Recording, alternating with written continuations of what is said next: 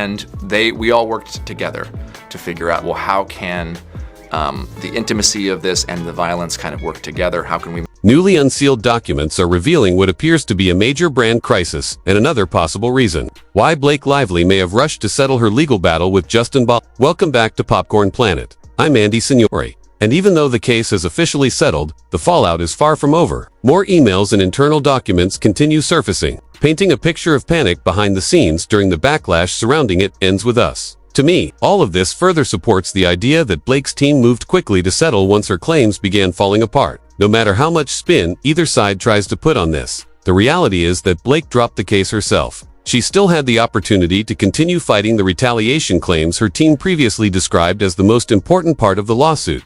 But instead, she walked away from it entirely. Several outlets are now reporting that no money was exchanged in the settlement. While the exact terms remain confidential for now, reports from TMZ, Page 6, and Variety all claim that Blake Lively received no financial compensation from Justin Baldoni as part of the agreement. Sources close to the situation say additional details may appear on the court docket soon. But at this point, anyone pretending to know the full confidential terms is likely speculating. What stands out most is that Baldoni's side reportedly felt ecstatic about the outcome, which many are interpreting as a significant victory for him. It doesn't necessarily mean he received money either, but it strongly suggests both parties ultimately decided to avoid a costly public trial and move on with their lives. Attorney Brian Friedman has also reportedly stated there is no NDA attached to the settlement, meaning Baldoni could still speak publicly in the future if he chooses. That alone is fueling more speculation that this story is not entirely over yet. Meanwhile, both sides also avoided what would have become an extremely expensive and highly publicized court battle costing millions of dollars. Despite all the PR efforts, one fact remains difficult for critics to ignore.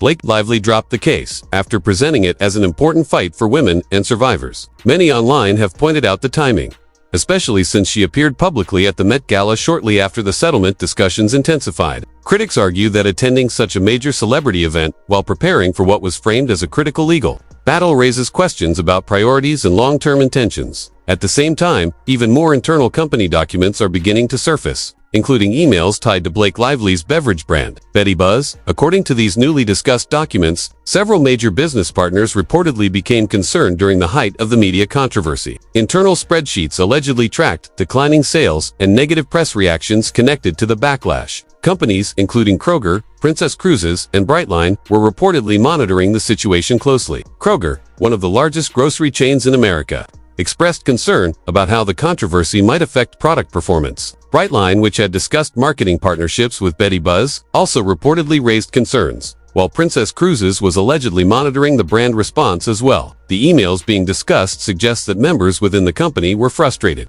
and worried about how the negative press was impacting the business. Critics argue these internal reactions weaken claims that all backlash was solely caused by external manipulation or retaliation campaigns, instead suggesting the public response may have stemmed from Blake Lively's own handling of the controversy and promotional campaigns surrounding the film.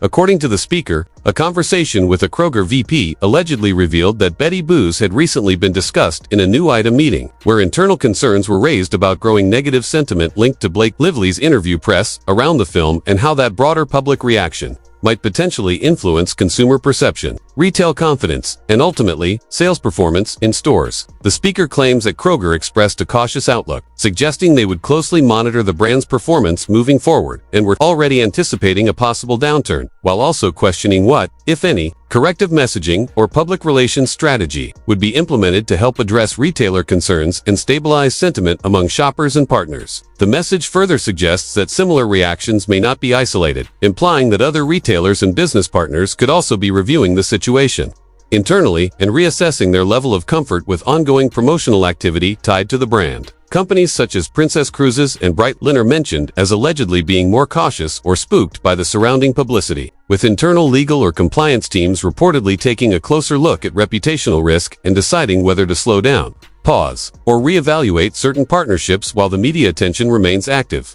The speaker frames these claims as direct, first-hand feedback from major corporate partners rather than speculation or rumor, emphasizing that this is the first instance of what they consider concrete retailer-level concern tied specifically to the public interview narrative and not external misinformation or coordinated campaigns. They argue that this kind of feedback highlights real commercial consequences stemming from public appearances, media coverage, and perceived messaging issues. rather than anything manufactured by opposing sides. Additionally, the speaker suggests that internal conversations within the brand are increasingly focused on damage control, proactive communication, and strategic messaging adjustments aimed at reassuring retailers and protecting long-term distribution relationships. Overall, the narrative presented is that large retail partners are responding directly to shifts in public perceptions surrounding Blake Lively, and that these reactions are already beginning to influence internal business discussions, risk assessments, and forward-looking decisions about how the brand should be positioned in the marketplace moving ahead.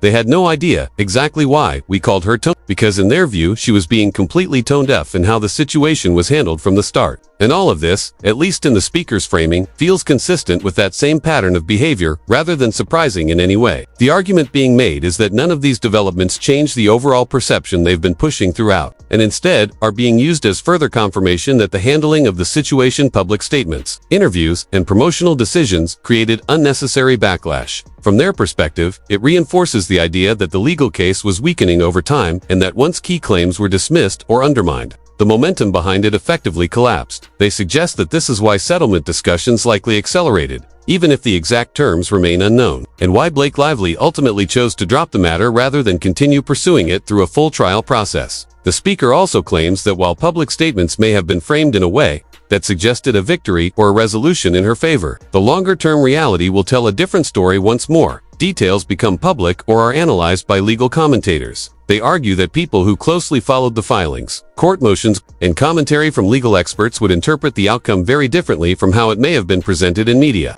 narratives, or public statements. In their view, the case did not end in a meaningful win, but rather in a strategic exit once continuing became less viable. They also emphasize that they intend to keep covering the story through their ongoing documentary work, directing viewers to their platform for additional content, behind-the-scenes material, and related investigative series. They further promote their documentary project, explaining that new episodes are in development and will be released to members first, with plans to ensure everything is fully completed, accurate, and properly structured before a wider rollout. They describe additional ambitions for distribution, including potential partnerships, sponsorships, or even event-based screenings, suggesting that they are exploring multiple ways to expand the reach of the project beyond digital release. Alongside that, they encourage audience engagement through subscriptions, memberships, merchandise, and platform support, positioning viewer participation as essential to funding and sustaining their ongoing coverage and future productions.